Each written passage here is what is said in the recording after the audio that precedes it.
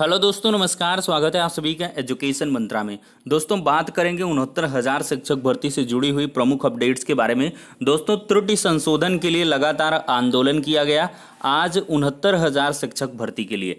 और वहीं पर बात करें तो 67,867 चयनितों को ध्यान देने की आवश्यकता है, अन्यथा अगर आप झांसे में आ गए तो बाद में बहुत पछताना पड़ेगा। जी हाँ, एक बहुत बड़ा फर्जीवाड़ा जो है सामने आया है और आप भी ठगी के माहौल में लिप्त हो सकते हैं या आपको फंसाया जा सकता है। इसके बारे में बाद में चर्चा करेंगे। वहीं पर अभ्यर्थन निरस्त करना उचित नहीं है, इस बारे में भी चर्चा होगी। तो वन बाय वन हर एक अपडेट को क्लियर करेंगे यहाँ पर। तो वीडियो को लाइक एंड शेयर कर दें और चैनल पर नए हैं तो सब्सक्राइब करके बेल आइकन को भी प्रेस कर दें, जिससे कि लेटेस्ट वीडियोज़ की नोटिफिकेशन आप सभी को लगातार मिलती रहे। तो चलिए दोस्तों, अब वीडियो सेशन को यहीं पर स्टार्ट करते हैं। सबसे पहले हम त्रुटि संशोधन मुद्दे पर चर्चा करते हैं।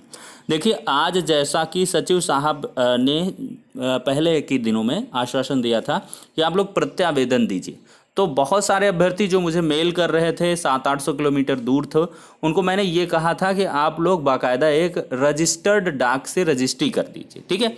अपनी संबंधित समस्याओं को अवगत कराते हुए एक प्रार्थना पत्र सचिव बेसिक शिक्षा परिषद प्रयागराज के नाम में लिखिए, चाहे वो 31,000 में हो चाहे 37,000 में हो। 31,000 वालों को नियुक्ति पत्र होल्ड हो गए हैं और अगर आपने एकजुटता नहीं दिखाई तो 37,000 के भी होल्ड हो जाएंगे। कब तक होल्ड रहेंगे, गॉड नोज।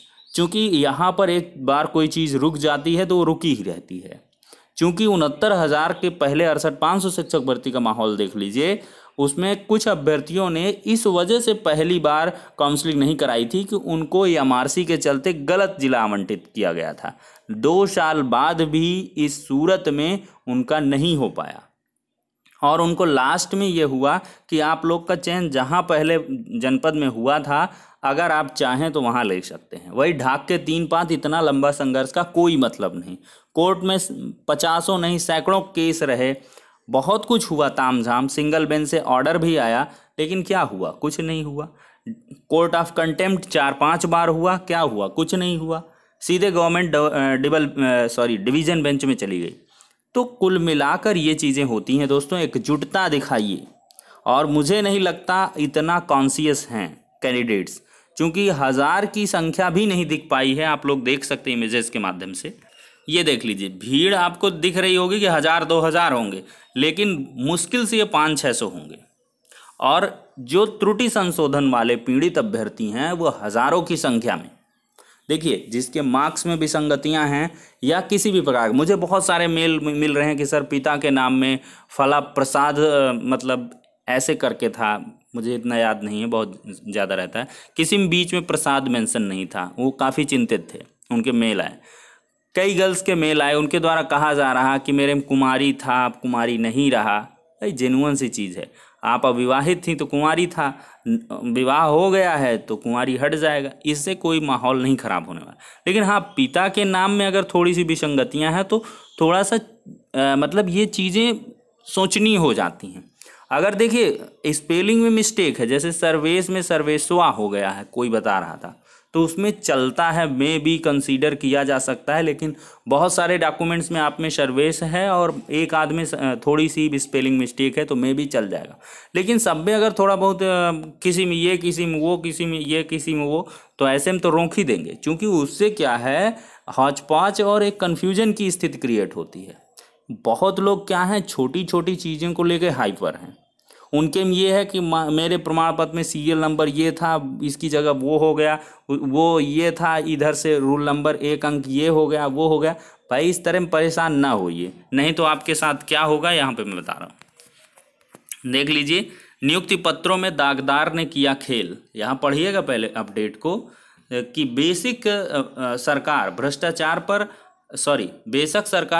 पर लगाम लगाने के लिए आतुर है, लेकिन सरकारी मशीनरी अपने काले कारनामों से बाज नहीं आ रही है। भ्रष्टाचार से जुड़ा ताज़ा तरीन मामला शिक्षकों के नियुक्ति पत्र से जुड़ा है। इस प्रकरण में दागदारों ने अपने कर्तव्य दिखाए, अधिकारियों को भ्रमित कर तमाम शिक्षकों के नियुक्ति पत्र बेवजह रोके गए, जिन्हें बाद में सौदेबाजी करके दिए जाने के लिए, मतलब क्या लिखा, चर्चाएं हैं, दिए जाने की चर्चाएं हैं, बता दें शुक्रवार को 150 से अधिक शिक्षकों के नियुक्ति पत्र रोके गए। सूत्रों की माने तो इसमें करीब 40 ऐसे शिक्षक शामिल हैं जिन्हें नियुक्ति पत्र इसलिए नहीं दिया गया कि उन्होंने टेट 2014 में किया है। इन शिक्षकों को कहा गया कि आपके टेट का प्रमाण पत्र एक्सपायर्ड हो गया, इसलिए आपको नियुक्ति पत्र नहीं दिया जाएगा। इसके लिए शासन को लिखा जाएगा, शासन से निर्णय आने के बाद ही कहा जाएगा। देखिए, हमेशा से कुछ लोग कहते हैं कि यूट्यूब वाले फर्जी का ऐसे वैसे गुमराह करते रहते हैं। हमेशा से आपको रियल ऑथेंटिक इन्फॉर्मेशन दी गई हैं और मैंने कहा है टेट 14 वाले एकदम से बेफिक्र रहें। 5 साल वैलिडेट करेगा, शायद अप्रैल 2019 तक वैलिडेशन पीरियड है। आपका जो भर्ती का शासनादेश आया दिसंबर 2018 का आया है, तो 500% वैलिड है, कोई माइकलाल आपका रोक नहीं सकता है। लेकिन यहाँ पर क्या है, कुछ घूसखोरी के नाम पर रोक दिए। आगे पढ़ते हैं क्या कुछ हुआ है।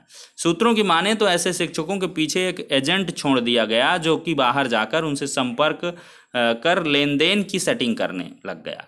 खबर है कि शनिवार को कुछ शिक्षकों को बुलाकर गुपचुप तरीके से नियुक्ति पत्र बांटे गए हैं। इसके एवज में एक खिलाड़ी ने 50 से 80 हजार रुपए तक के बीच में रकम वसूली है। बताइए कितना बड़ा शोषण है। इस खेल में कई अन्य लोगों को भी शामिल किया गया है जिन्हें उनका हिस्सा दिया जाएगा। देख सकते हैं, पटल किसी का और काम किसी का। शिक्षा विभाग के सूत्रों की माने तो नियुक्ति के वितरणों पर किसी अन्य बाबू के हस्ताक्षर हुए हैं, जबकि नियुक्ति पत्रों के वितरण का काम किसी अन्य कर्मचारी ने देखा है। खबर है कि एक चर्चित बाबू से इसमें बड़ा गड़बड़ झाला किया है और मोटी रकम कमाई की है। तो बिल्कुल भी परेशान ना हो और ऐसे दागदार लोगों के खिलाफ FIR करवाएं, क्योंकि आपके प्रमाण पत्र एकदम से सही हैं। इसी तरह त्रुटि में भी आपका कोई वसूली कर सकता है, छोटी मोटी मिस्टेक के लिए में भी, कि आपका ये नहीं वो हो जाएगा, इतना दे दो तो काम चल जाएगा। अब देखिए टेट 14 है, इनको बेचारों को ये है कि भाई बेरोजगार व्यक्ति 2 साल की मानसिक प्रताड़ना से पीड़ित, वो तो चाहता है कि भाई कितना भी लग जाए, 40-50 हज़ार क्या होता है। ये लोग कहने लगते हैं कि यार 1 महीने की तुम्हारी सैलरी ले रहे हैं, ज़्यादा नहीं ले रहे। तो इस तरीके से लोग जो है परेशान करते हैं। तो आप लोग बिल्कुल सतर्क रहें। आपको जो इन्फॉर्मेशन प्रोवाइड करी जाती हैं उनको आप थोड़ा सीरियसली लें और एकदम से इम्पेचुअस ना हो जाएं। ठीक है, मैंने बताया छोटी मोटी मिस्टेक के लिए बिल्कुल आप अगर हाईलाइट करेंगे, उन चीज़ों को ज़्यादा एग्जैगरेट रहेंगे, तो अवश्य ही आपके साथ फिर क्या होगा, नियुक्ति पत्र होल्ड कर लिया जाएगा और फिर आप परेशान होंगे, या तो फिर कोर्ट का ऑर्डर ले।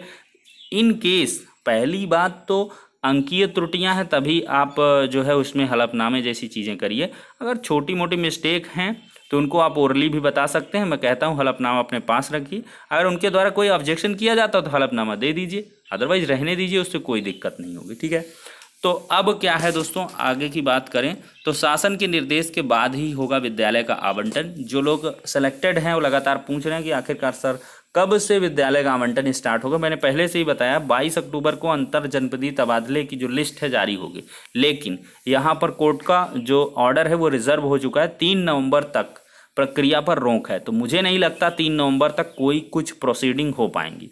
3 नवंबर को जब ऑर्डर आ जाएगा उसके बाद से ही कुछ हो पाएगा। अभी फिलहाल आपको BSA ऑफिस में ही सेवाएं देनी होंगी। ठीक है, तो इसके लिए परेशान ना हो, आपकी सैलरी वगैरह बन ही रही तो क्या प्रॉब्लम है। आगे बात करें तो अभ्यर्थन निरस्त करना उचित नहीं। देख लीजिए 31,277 की सूची में यदि पिछली सूची के हाई मेरिट अभ्यर्थियों का चयन उनके वांछित प्रथम वरीयता के जिले में नहीं हो रहा था तो दूसरे जिले में नियुक्ति की जानी चाहिए थी। बिल्कुल सही बात है, लेकिन हाई मेरिट के बावजूद इनका अभ्यर्थन सीरी से खारिज करना न्यायसंगत नहीं है। इन अभ्यर्थियों को आशंका है कि यदि कट ऑफ के मामले में सुप्रीम कोर्ट का निर्णय शिक्षा मित्रों के पक्ष में आता है तो वे हमेशा के लिए चयन प्रक्रिया से बाहर हो जाएंगे। हाई कोर्ट बार एसोसिएशन के पूर्व अध्यक्ष राधाकांत ओझा ने बताया कि आरक्षण नियमों की अनदेखी की शिकायत मिली है, हम अपना पक्ष हाई कोर्ट में रखेंगे। कहाँ हुई है चूक देख लीजिए। जानकारों की माने तो सीट आवंटन में बड़ी चूक हुई है। 31,277 की लिस्ट के 50% लगभग 15,638 अनारक्षित वर्ग के अभ्यर्थियों को हाई मेरिट के आधार पर 67,867 में से लिया गया। इसके चलते पूर्व में चयनित अनारक्षित वर्ग के 18,000 से अधिक अभ्यर्थी बाहर हो गए। इसके बाद 31,270 की बची हुई आरक्षित वर्ग की सीटों पर आरक्षणवार आवंटन किया गया।